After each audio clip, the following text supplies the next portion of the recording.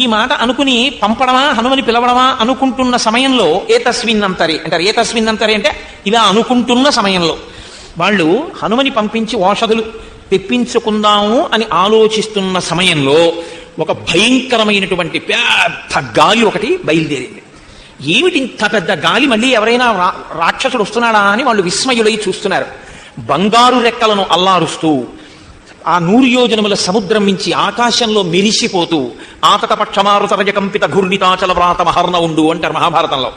ఆయన రెక్కలు అల్లారుస్తుంటే వేదనాదాలు వినపడుతుంటాయి.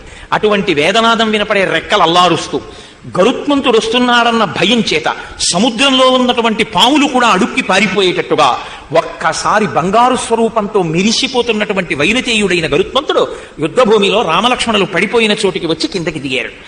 ఎప్పుడైతే గరుత్మంతుడు వచ్చి కిందకి దిగారో ఇంత నాగాస్త్రబంధనం చేసి అవయవాలన్నింటినీ కట్టేసినా పక్కన ఆయన కోదండం పడిపోయి వింటితాడు ఊడిపోయి ఉన్నా, చెయ్యి పట్టుకోవడానికి వీలు లేకుండా ఇలా విచ్చిపోయి ఉన్నా, వాళ్ళ శరీరములకు పట్టినటువంటి అస్త్రరూపమైనటువంటి నాగములన్నీ గరుత్మంతుణ్ణి చూసి భయపడి విడిచిపెట్టి పారిపోయి ఒక్కసారి రామలక్ష్మణులు ఇద్దరూ పూర్తి స్వస్థతని పొందారు. పొంది ఆ గరుడు ఎంతో సంతోషంగా రామలక్ష్మణులు ఇద్దరినీ తన యొక్క చేతితో ఇలా నిమిరాడు. నిమిరేటప్పటికీ వాళ్ళ ఒంటి మీద ఉన్నటువంటి గాయములన్నీ కూడా పోయి పూర్వం ఎలా ఉండేవారో అటువంటి స్థితిని పొందేసి పూర్వం ఉన్నటువంటి బలం, పూర్వం ఉన్నటువంటి శక్తి కన్నా ఇప్పుడు ద్విగుణీకృతమైన శక్తితో, ద్విగుణీకృతమైన బలంతో లేచి నిలబడ్డారు.